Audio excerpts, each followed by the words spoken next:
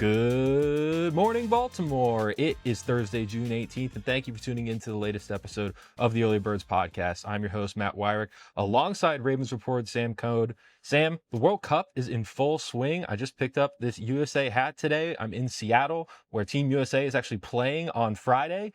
So there's a lot of crazy fans right now in the streets, running around. Every restaurant I'm going to. You catch any of the games so far? I did watch the first USA game, and then I've kind of seen like it's been on the TV or been around. I'm curious, how much? What's the get-in price for tickets for that USA game on Friday? Gotta be. That's a great question. A lot. I haven't looked, but I'm gonna imagine it's at least $500 for the Seattle 500. Stadium. No. It's probably like It's probably like 1,000 to get in. What was the Knicks NBA Finals get-in price? Knicks, I think, was $1,000 to get in at least. Okay, so it's probably somewhere around there, if I had to guess. I mean, it's like, who they playing? Man, I should know. Australia, That's okay. Maybe? The cheapest ticket per the Seattle Times was $900. Okay, about $1,000. Yeah, that checks out. I'll say 500 wasn't crazy off, but no, the vibes are immaculate over here, let me tell you. Although I do think it's hilarious. That's really cool. That they have all of the branding hidden because of FIFA rules, and it's just Seattle Stadium. Yeah, they have to hide. Yeah. Mm-hmm. Do you see the Gillette one at Foxborough? On every seat had the Gillette logo on it in the entire stadium, and they put blue tape over every single logo. It's hilarious. Whose job is it to handle 65,000 like seats? I know. That's wild. Yeah, no, it's cool to see Team USA. I mean, this is the best chance Team USA's had in a long time. On paper, some are saying it's the best team ever. So now feels like a good time to get on the bandwagon. I'm not much of a soccer guy myself, but World Cup time, especially once we get to the knockout stage, I'll be locked in. But I'm going on vacation tomorrow, and I'm going to be in Portugal for the next week. Portugal, famously good at soccer and playing in the World Cup. And they've won pool play game on there, so it'll be awesome to go to a bar with a bunch of Portuguese people and watch the game. They're going to need the win because I just watched them pick up a bad draw against Congo. So that is Congo scored their first ever World Cup goal. Was Congo scored in that game or match? Sorry, I'm not a soccer guy either, and I'm regurgitating all of this because I was watching with the banners Andy Koska the entire time. So he's just feeding me soccer facts that I'm regurgitating here on the show. But we got a fun show for you guys today. Not any soccer talk, luckily, but some Orioles here. As we last episode talked about some trade candidates should the Orioles be buyers. Now we're going to look at what if they're going to be sellers? Who are some guys that could be available? And then the back half of the show, we're going to talk some Ravens who just set their training camp dates announced on Wednesday afternoon. They have 12 practices beginning July 19th. All three open to the fans, those practices, I believe.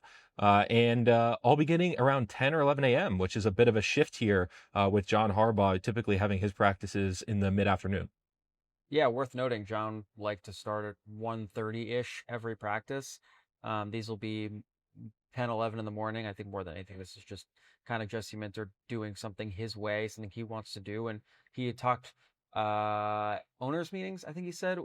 He was super interested in the idea of having practices kind of change throughout the week.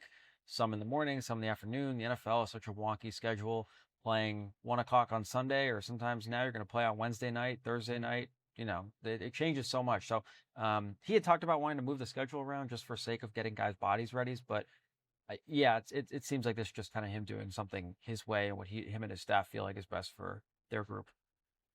Yes, as we always talk about at this point of the offseason, reading between the tea leaves. But now with this kind of dead period between mini camp and training camp, we're going to be doing some exercises and taking a look at this roster and where the Ravens stack up among the rest of the AFC and NFL beyond. And today we're going to dive into the older half of their roster with 5 guys who are entering their age 29 season or older, and how much the Ravens can depend on these veterans in 2026. So excited to jump into that, but we're going to leave with Orioles here today. And as I said, look at some guys that could be on the block with the Orioles. Geez, I mixing up my Orioles and Ravens here. With the Orioles, obviously not really trending in the right direction right now. They had a good run late May, early June, and here have stumbled a little bit. We're recording with the Orioles about to embark on their second game here in Seattle. Obviously, with the time difference, not able to record for you guys following that game. So that's why we're taking a little bit of a step back here. You don't want to make me stay up until 2 a.m. to record a pod, and then you're up until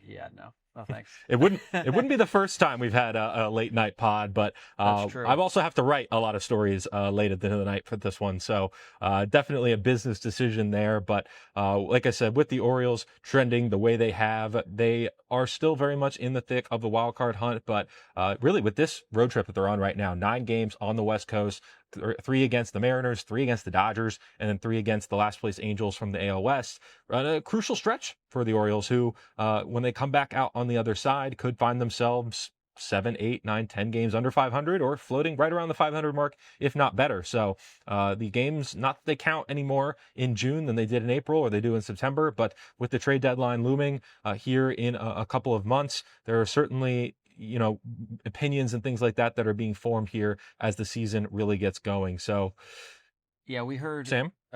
We heard sorry, let me cut you off. We heard Albie say in May that he kind of set himself a deadline of like, we kind of need to figure things out by the end of the month. That was a really rocky stretch for them, and it was sort of setting a deadline of like, we kind of need to figure out who we are as a team this month, and now we get into June. We're more than halfway through June, coming up inching closer to the trade deadline. As you said, games don't mean any more in terms of their record by year's end, but these next few weeks are going to be a real test and are ultimately going to kind of decide the fate of the franchise in a lot of ways, because whether or not they're buyers or sellers will have huge implications on this roster building moving forward.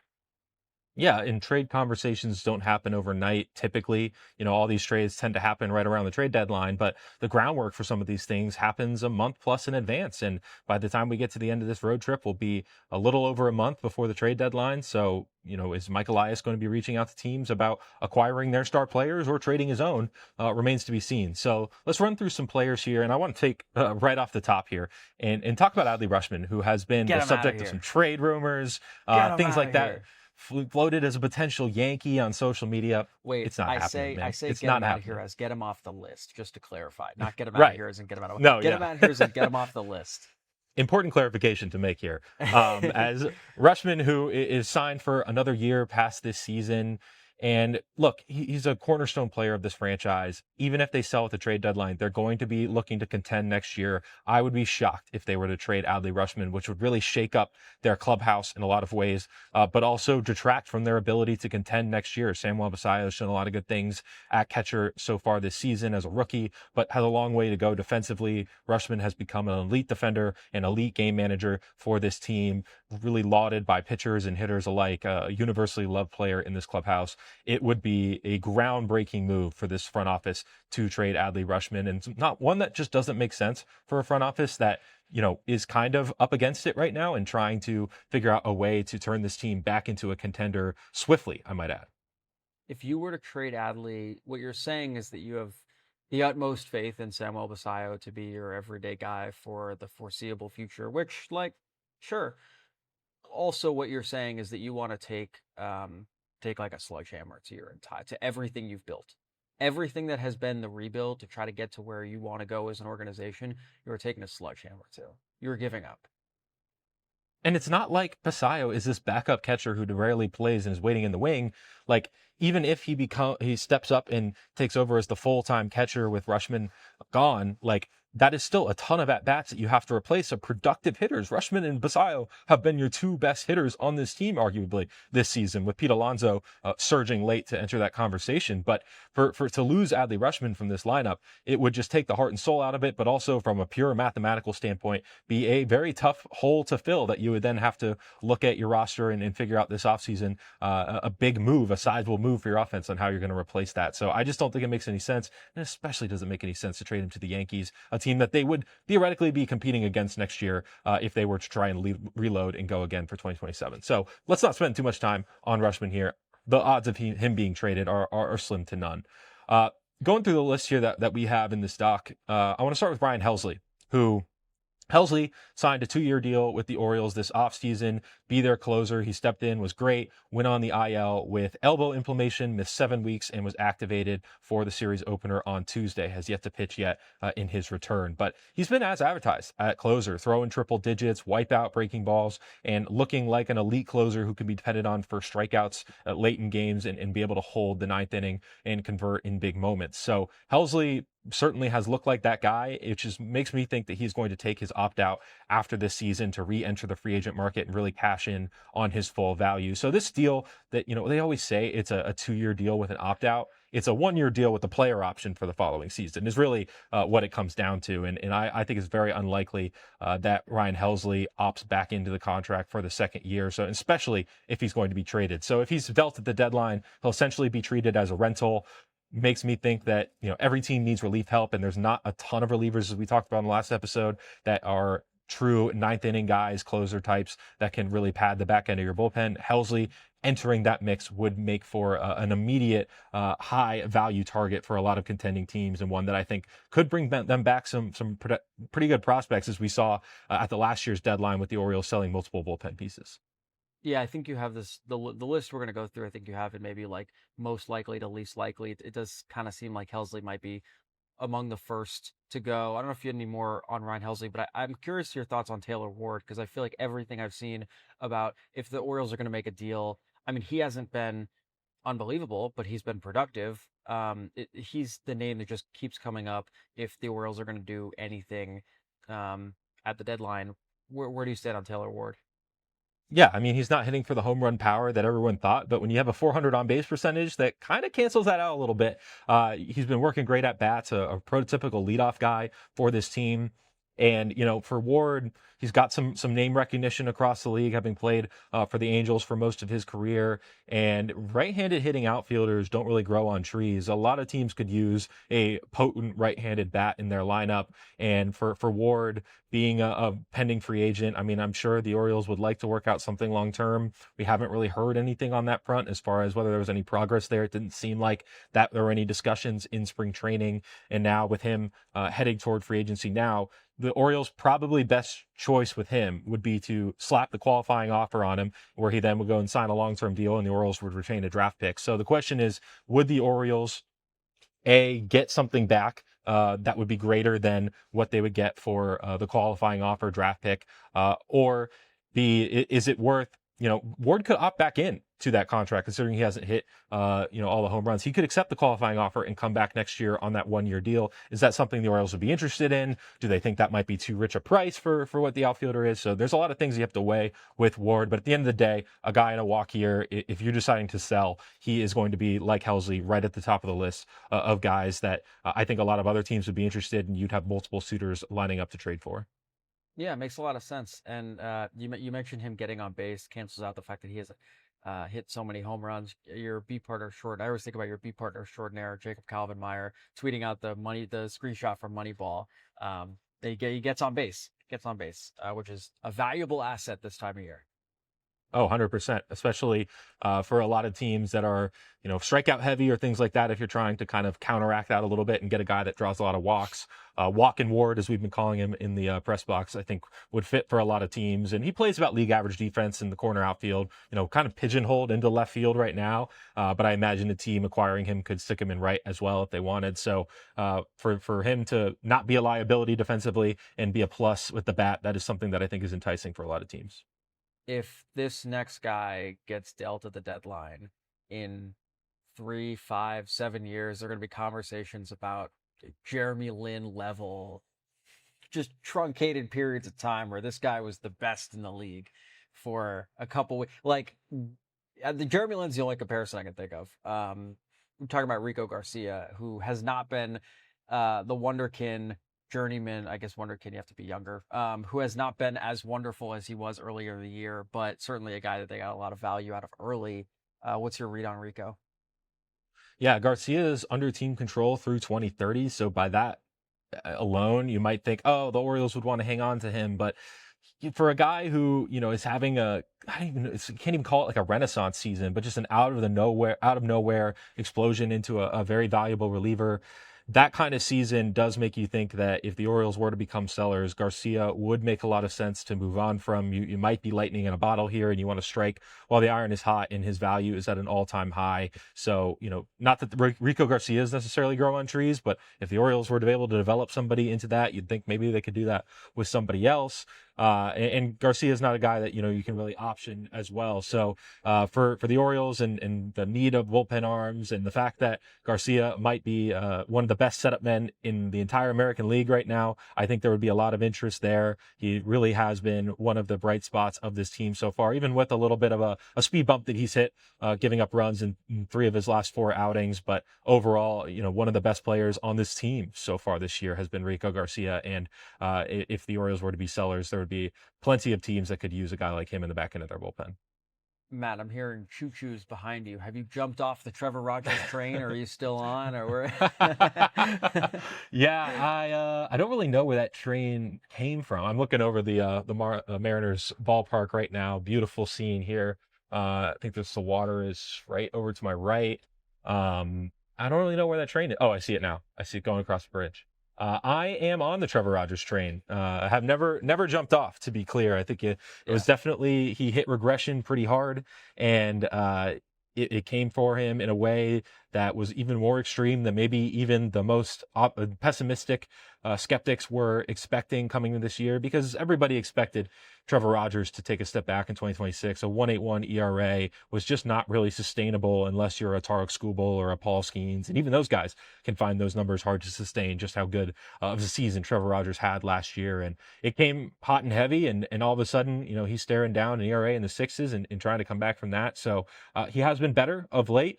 Being able to pitch into the 6th inning, believe each of the last 4 outings, has been encouraging, getting a lot of ground balls and better swing and miss rates overall. So seems like his stuff is playing a little bit better. He seems encouraged by it as well. In conversations with him, confidence seemed to be lacking there when he was really struggling through it, especially in Miami.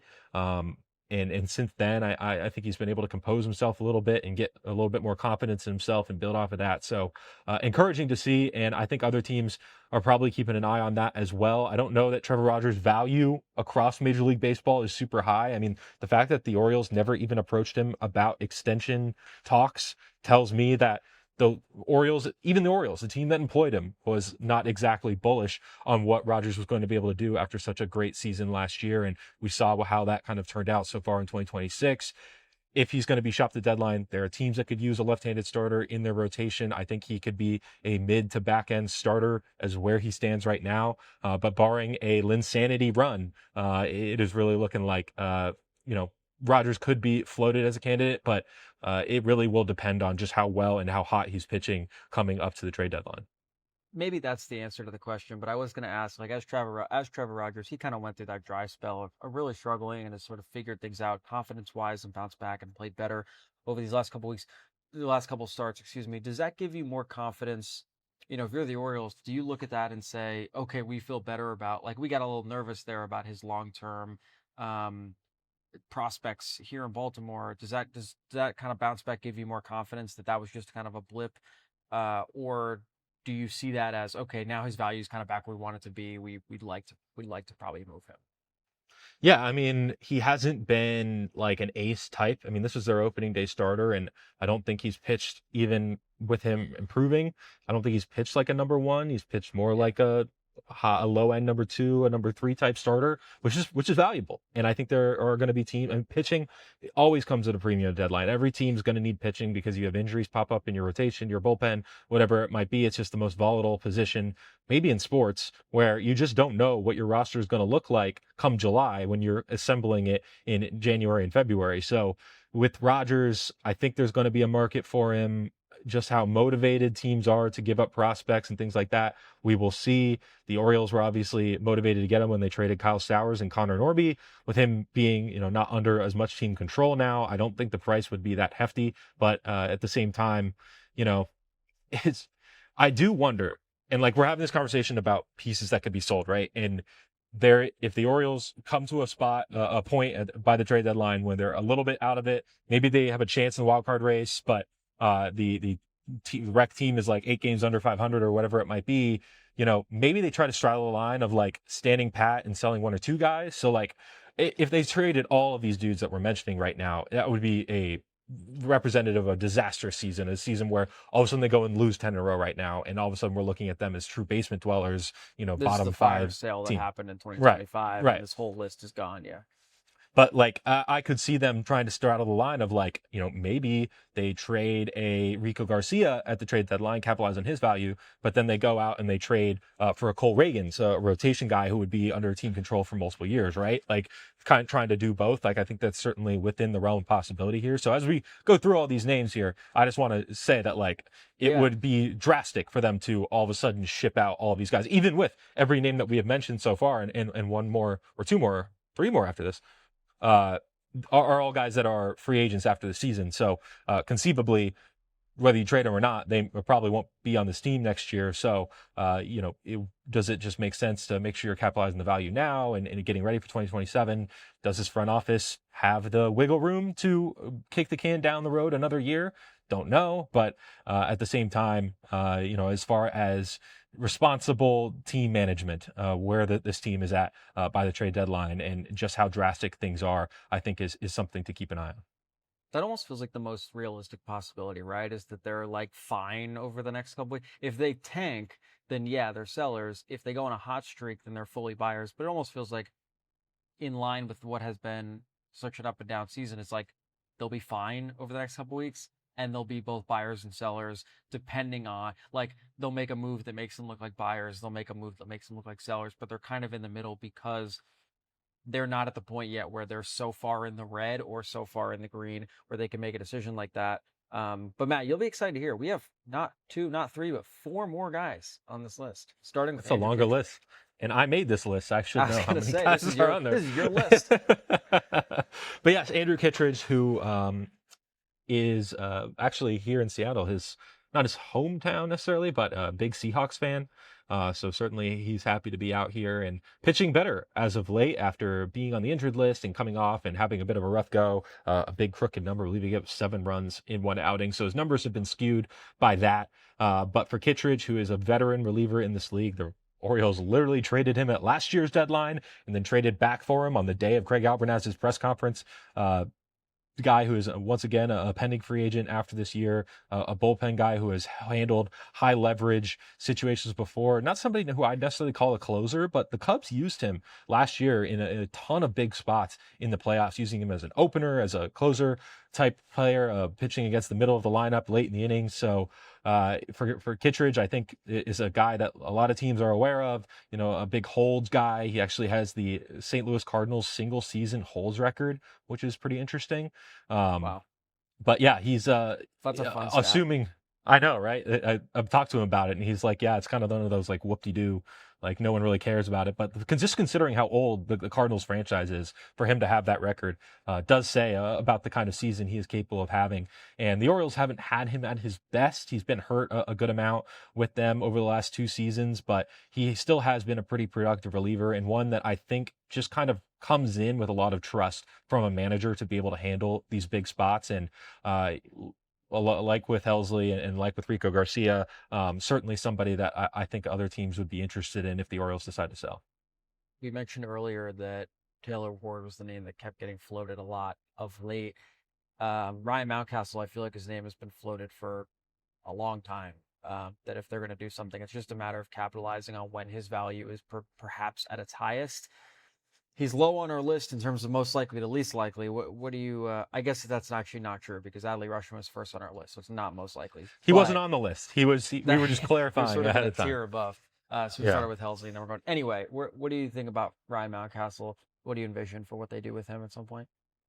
Yeah, I mean, it certainly will depend on what he looks like when he comes back, but a guy who has been sidelined for most of the year with a broken bone in his foot, real freak injury, and, powerful right-handed bat. We haven't seen Mountcastle playing like we know he can really since 2024. So it's been a little bit for him. He has a $7.5 million team option next year. He would really have to come back and be tearing it up for either the Orioles or another team to decide to pick that up. So maybe he comes back and is red hot out of the gate. I think there will be a role for him with the Orioles. They are still a little bit have a kind of a roster traffic jam right now, but with Jordan Westberg not coming back, there are ways to fit in a bat like Mountcastle on this roster. And I do think that, even if it is just as a part-time player, lefty killer, pinch hitter type guy, there would be some teams that could be interested in that.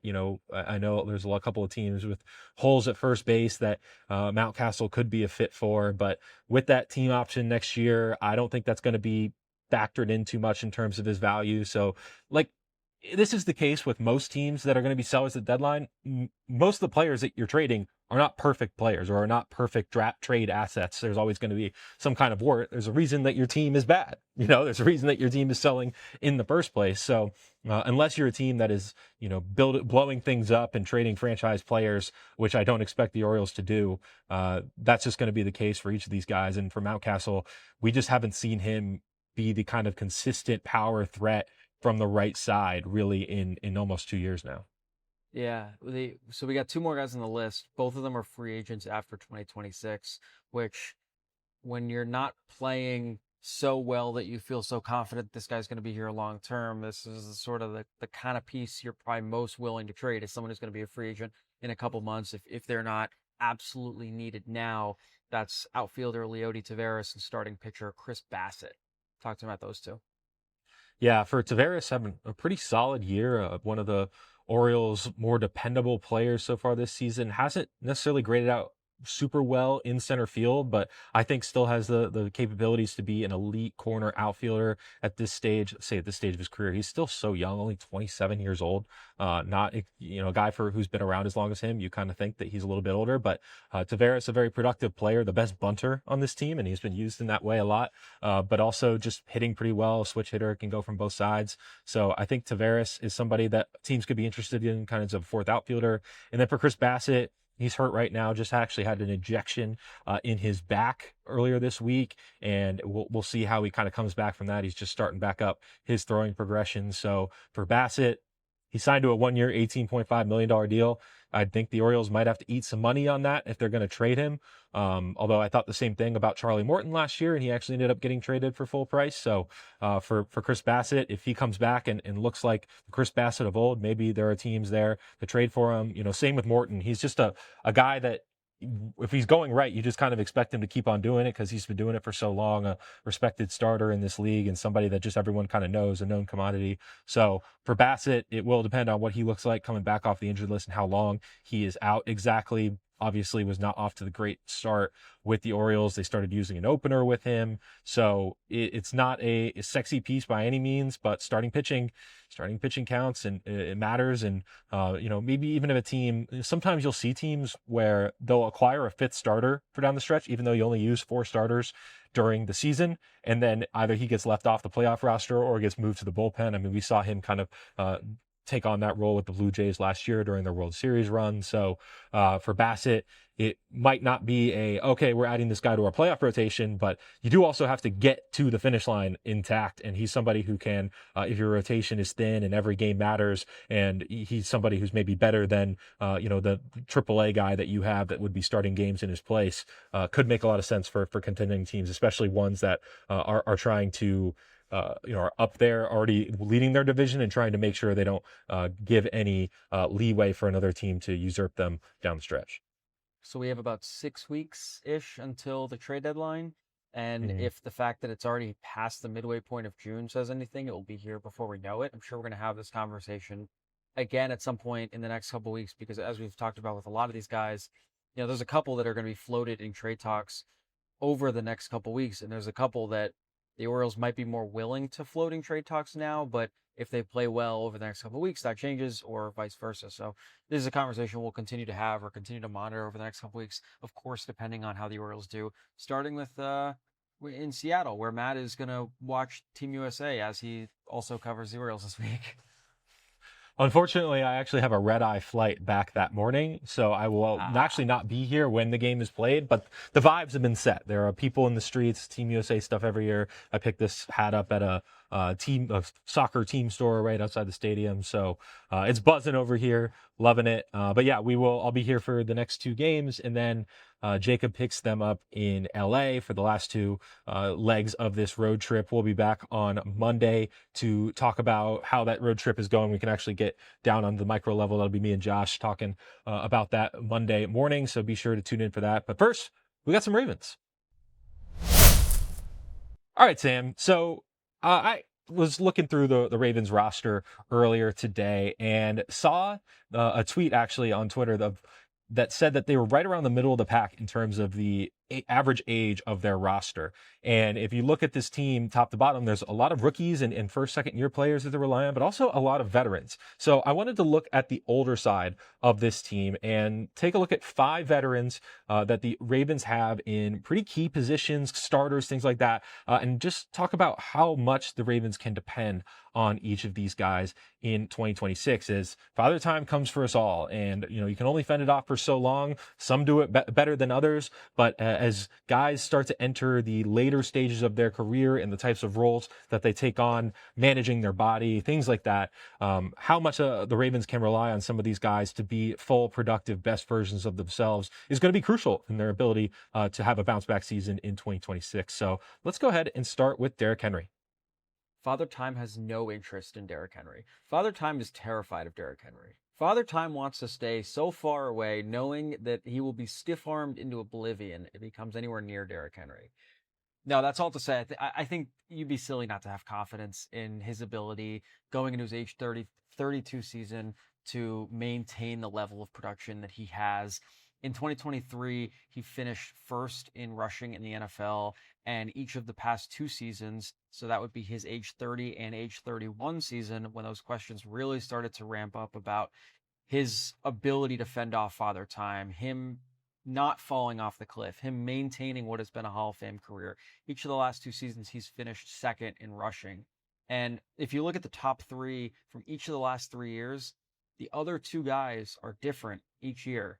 But Derrick Henry is the lone staying in the top 3, staying in the top 3, staying in the top 3. So even though there was the discourse about how porous Baltimore's offensive line was in 2025, and all this conversation about how Baltimore's offense was not nearly as good as it had been the year prior, Derrick Henry, a good reminder, still finished top 2 in the NFL in rushing yards, still had an extremely productive season at 31 years old. So we've heard a lot about it. I wrote about it in January before the playoff game, not this past January, before the Bills playoff game in Buffalo, talking with his trainer AJ Billings in Texas. They spent a lot of time in Dallas together. Those two, those famous videos of him running hills, spending a lot of time working out down there and making sure he's preparing his body the right way. There's been a lot of reporting over the years about how much money he invests in his body.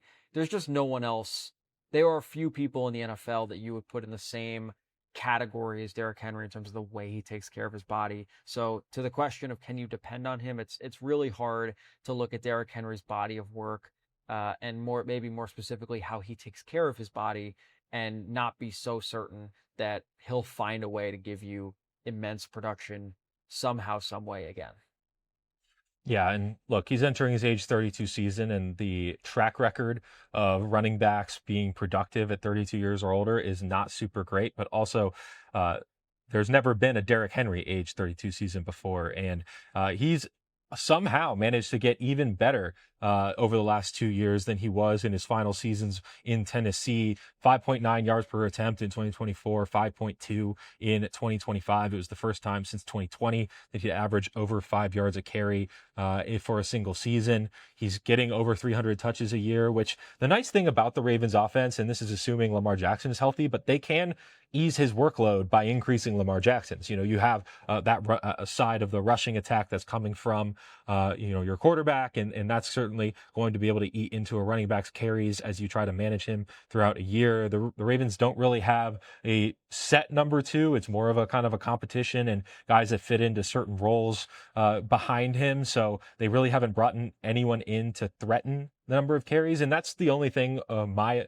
thing with Derrick Henry is if he does take a step back and you do need another running back to kind of step in and start to take on more carries and things like that, who do you have as kind of a safeguard for that? And they're really all in. They've kind of got all of their eggs in on the Derrick Henry basket. Not to say that is a terrible gamble given his body of work, as you said, and just how productive he's been. I mean, to finish with almost 1,600 yards last year, he's a touchdown machine. He can, handle a workload and is somehow gets better throughout a game, even with the number of carries that he has. And just his presence alone wears down a defense so much that it creates opportunities for the rest of the offense. He is a one of one, a future Hall of Famer running back in every sense of the word. And somebody who, if he can keep it going, maybe he starts to challenge for the all-time rushing record. It is not out of the realm of possibility for Derrick Henry. We are placing no limits on this guy.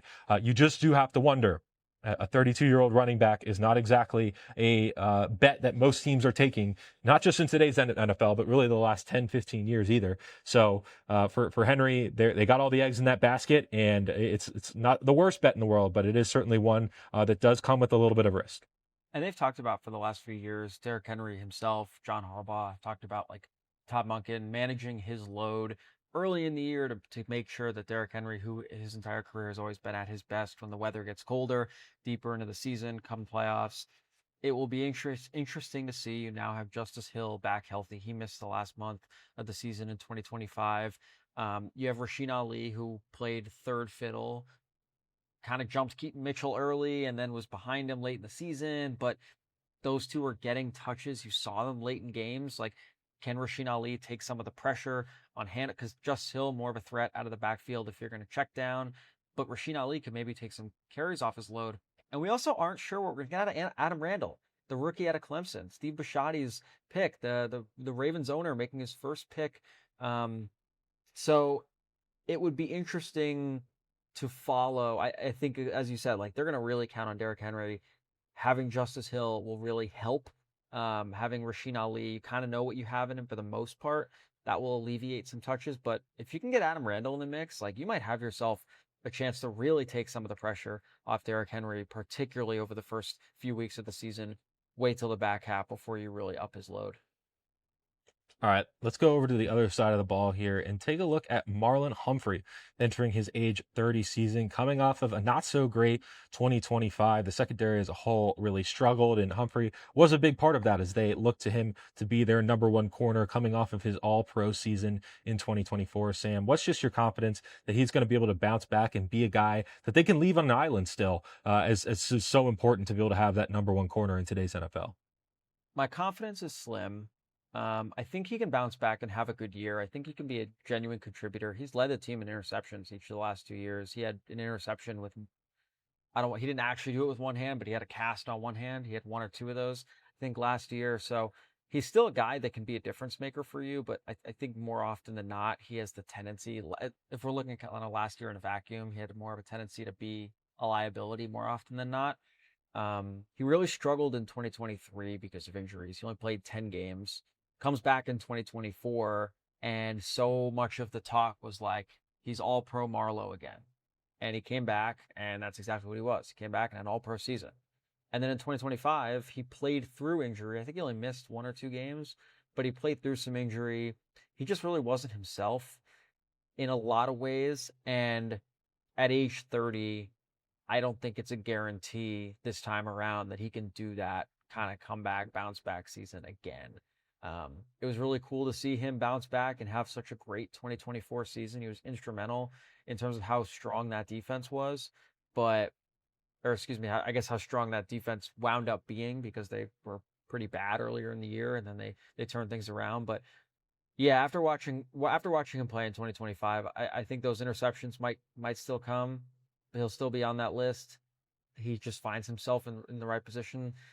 At the right time sometimes, but I just think it's harder to stamp Marlon Humphrey to say he's coming back and going to have another bounce back year. I just think you need to be more reliant on Nate Wiggins to be your number one and to be your lockdown. Put him on an island and let him do his thing, cornerback. Yeah, the selection of Nate Wiggins was not a coincidence here with the age curve coming for Humphrey, and to kind of have that heir apparent for them, which Wiggins had his own ups and downs last year for sure, but somebody who you're hoping continues to grow into that role for Baltimore. And this is a big year for Humphrey, obviously entering in the final year of his contract. If he is going to have kind of I don't even know if we call it a third wind with the Ravens here in his career, but whether it's with the Ravens or with somebody else, he's playing for his next contracts this season. So certainly motivation is not going to be light. Worth noting, he's the longest tenured Raven on the defense. I think Ronnie Stanley is the longest tenured on the team, but on that defense, Marlon Humphrey's oldest, or not the oldest, longest tenured. Yeah, and certainly a leader for this team, and somebody who is front and center as far as speaking out and defending the team, as we've seen on social media and things like that. I'm calling out Cordell Woodland from 105.7 for taking some shots at the roster, which was great. Which it wasn't what Cordell said was fine. But was pretty funny to see. I mean, Marlon's not a guy who's ever been afraid of speaking out on Twitter, but as far as on the field, he is certainly a guy that they're really hoping for a bounce back, but I don't think that they are necessarily, like you said, depending on him, maybe like they are Derrick Henry, to be that guy for their defense. They have some contingency plans. He's going to have to hold his own as a corner, but if you have your safeties playing the way that you expect them to, and being able to kind of bracket and things like that, and provide some relief over the top and force Humphrey down low and making plays on the sidelines, I think you feel better about that than just, like we were saying, putting him on an island and hoping for the best one-on-one. Definitely. Next guy on our list is Calais Campbell, who's going to be 40 Yes. in September. If I had $1 for every time I heard someone say that, or every time I read that in a story, I don't think you can write Calais Campbell's name without mentioning the fact that he's going to be 40 in September. And that's not to say, hey man, you're old. That's to say, hey, that's crazy. He's still playing at the level he's been playing at 40 years old. I think it's as simple. You can't count on him to give you starting reps and be the number one interior defensive lineman. You just can't. If that's what's happening in 2026, something has gone seriously wrong. That would mean that Nnamdi Madubuike is not playing. That would mean that Travis Jones is not anywhere near as good as he should be. And that would mean you have something similar to what we had in 2025, where they're reaching down into the practice squad and they're reaching down the depth chart. Maybe if John Jenkins and Calais Campbell are your 1 and 2 on the interior defensive line, like, this is not the defense that we expected out of Baltimore. So he had said that he told Anthony Weaver and Calais Campbell said that he has said this the last couple of years, but he does expect this to be probably his last season in the NFL. And he told defensive coordinator Anthony Weaver, man, I'll give you 40 quality plays a game. And they had I think if I'm remembering correctly, Weaver had said, like, give me like closer to 50, and Campbell was like, I'll give you whatever the discourse was. They had a back and forth about the number of plays, but Calais Campbell's like, I'll give you like 35 to 40 quality plays. He understands he's at the age where he needs to take care of his body. He needs to reel himself in, and he knows that if his snap count goes down, his production can stay the same, because he's still that talented guy. It's just he can't put so much wear and tear on his body. So I think you can count on him to contribute. I don't think you can count on him to be a meaningful contributor at any kind of starting role. It's funny because Calais Campbell, since 2013, has started all but one of his games over that span. So not He's a come guy up on the record. Yeah, I mean, it's pretty insane that he has been able to be such a focal point for defenses throughout his career. But recognizing in his final year of what kind of role that he's going to have, he's Madubuike insurance for sure, and somebody who maybe takes on a bigger workload early, and then you can kind of ease Madubuike in, and he starts to take snaps away from him as the season goes on. But for Campbell, on a per snap basis, is still a very strong and effective pass rusher. Guy whose pressure rate was, I believe, top 5 when you put the minimum to the number of snaps that he had last season. So he can get to the quarterback still. Has a good reputation for stopping the run as well. A productive player, a leader, a guy who knows this organization inside and out.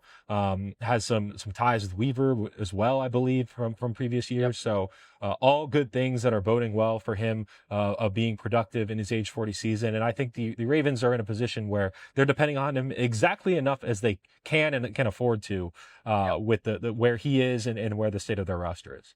Yeah, well said. All right. Should we go to the next one? Who do we have next?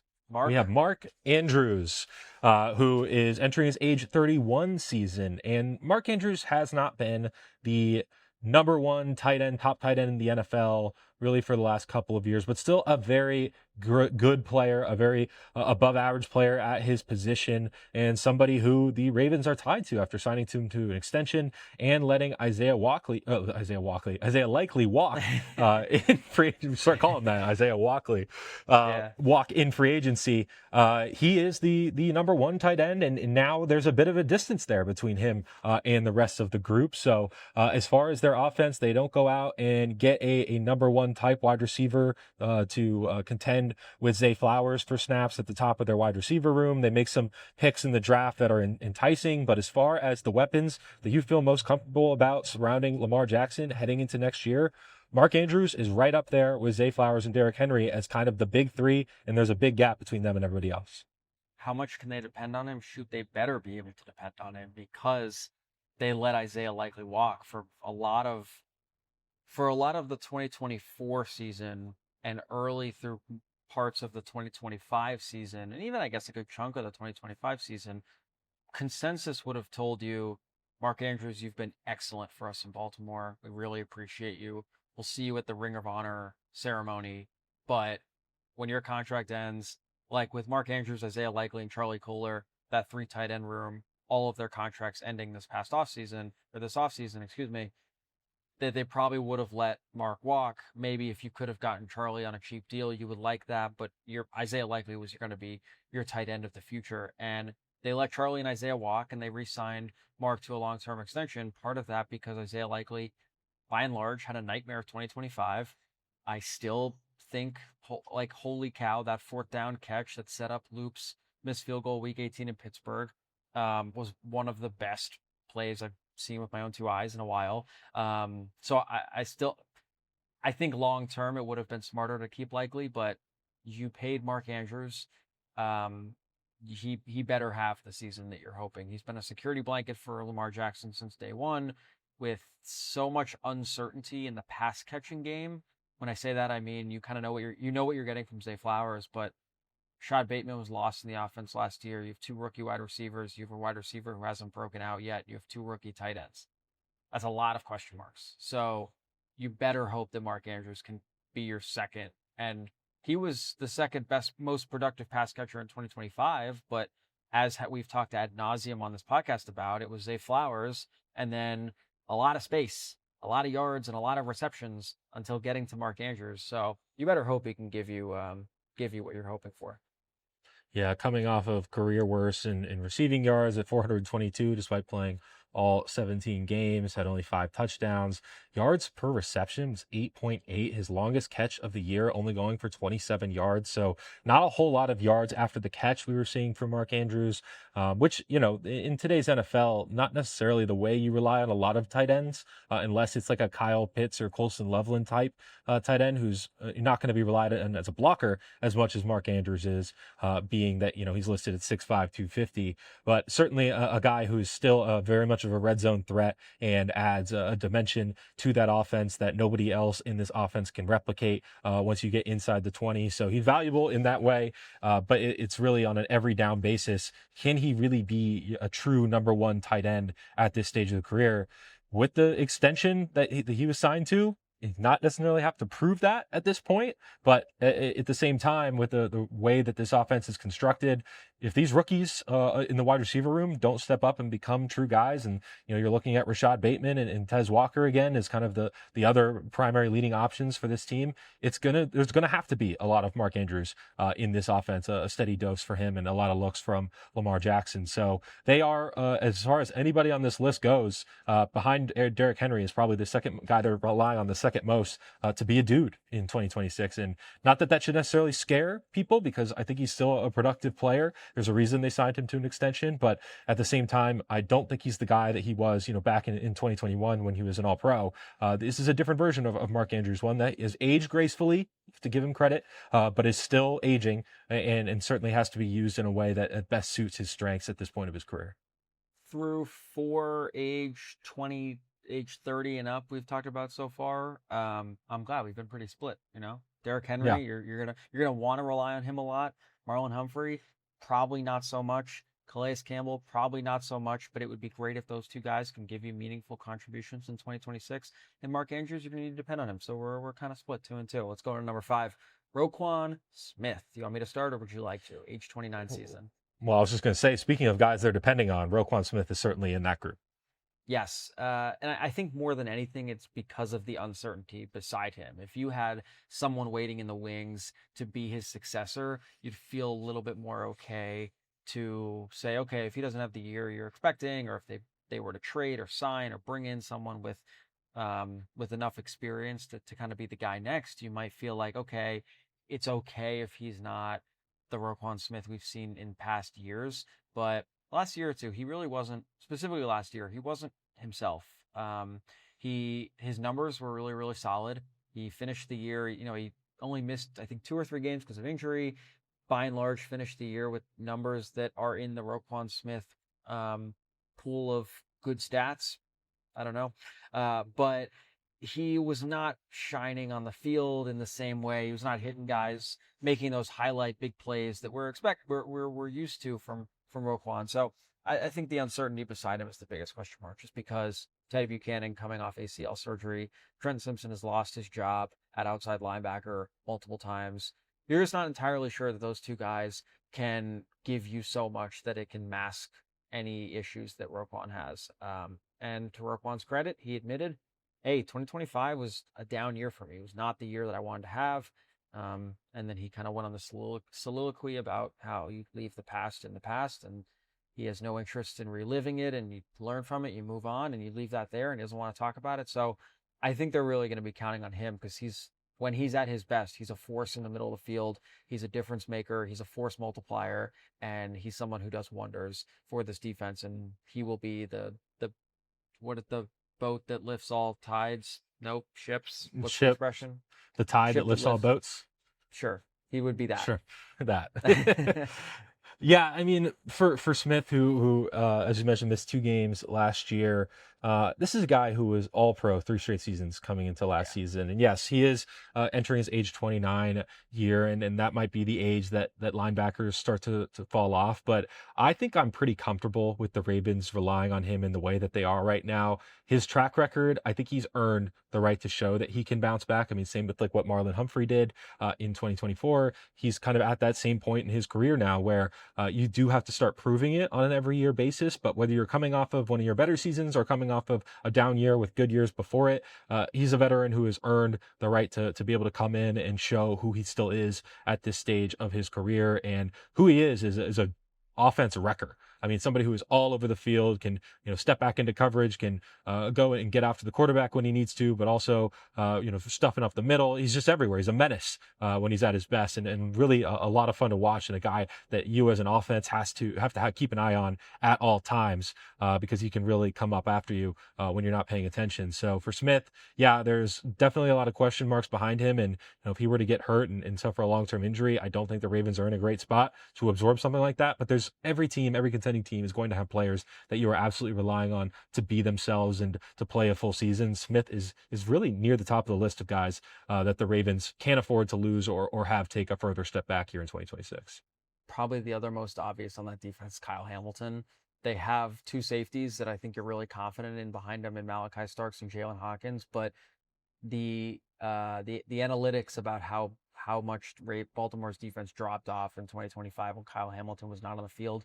And hey, we expect him to be all over the field in 2026. We expect him to do a lot of different things, and that might help mask some of Roquan's deficiencies if he has a similar year he did in 2025, if he doesn't bounce back in the way we expect him to. But they're going to deploy Kyle Hamilton in some crazy ways in 2026. So he's probably the other guy you look at on that defense that they really can't afford to lose.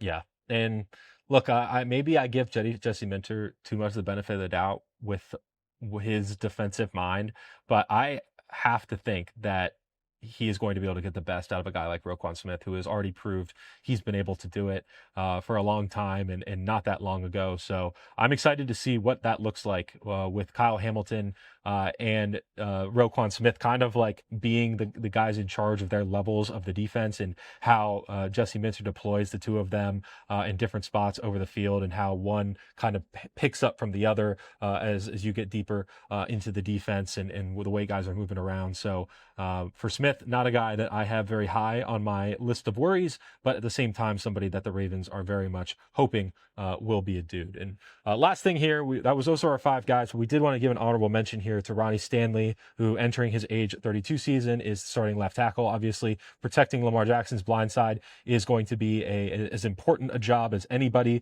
on this team. Stanley, PFF grades didn't love him last year. They didn't really love this whole offensive line as a whole, and he certainly was having to do a bit more with all the struggles that they had on the interior and helping pick up blocks and things like that. But for Stanley, certainly another guy that they are relying on to be him, especially with the questions that they have on the interior offensive line, and having only brought in John Simpson and Vega Ioane. If he's to get hurt, somebody's going to have to slide into tackle, and this line is going to look very much in disarray. But for Stanley here, worth mentioning as a guy that you feel pretty confident about heading into 2026, but is also getting up there in age as well. Yeah, I think just worth mentioning in the sense that, as you said, up there in age, and they can't really afford for him to go down. He's had an injury history. When he's at his best, he's one of the better left tackles in the NFL. Obviously, protecting Lamar Jackson's blind side is a pretty big job. I think his value extends into the fact that he's always there after practice, talking with other offensive linemen, working with guys, talking through stuff. We saw him at minicamp, just looking on the iPad on the sideline when he wasn't practicing during mandatory minicamp, but he was over there with his guys, looking at the iPad, going over film. Like, he's so valuable to that group in so many ways. He's such a leader in that room, especially now that you lose Linderbaum. Like, that's really his room now. I remember Roger Rosengarten talking to him about this. Like, it was like Linderbaum and Ronnie Stanley really held that room together. They meant so much in meeting rooms and meant so much to that group. So now offensive line looks a little different. And if it looks better, as you said, like, it alleviates a little bit of pressure off Ronnie Stanley to do a lot more. But yeah, at age 32, you kind of just hope you're squeezing out the last bit of juice and making sure you're getting the best out of Ronnie Stanley in his last few years. 100%. All right, we're going to go ahead and wrap there. I want to thank y'all so much for listening to today's show, episode 37, chugging right along here on Early Birds. Don't forget to like and subscribe. Give us 5 stars on YouTube, Spotify, Apple Podcasts, wherever you guys get your podcasts, and give us a follow at Sun Early Birds on Twitter, Instagram, TikTok, and Facebook. Sam, any final words for the good people? I spent half this podcast wondering if we're wearing the same t-shirt, but I think I've decided we're not. I think they're very similar but different. I've had like our cameras like in a little corner as I've had like our dock up, so I hadn't been like looking at it, but I just opened it up for this last little bit here, and I was looking at the same thing. Like, is it the same color? This is H&M. I don't know about you, but Uniqlo. Okay. Which those 2 stores in my mall back where I grew up in Northern Virginia, right next to each other. So could have walked right into both. 2 birds, 1 stone. Love it. Yeah. Good stuff, man. Appreciate y'all again. Like I said, we will be back on Monday to talk about this West Coast swing for the Orioles. Josh will be back on after a week away, so super looking forward to that. Thanks again, and have a good one.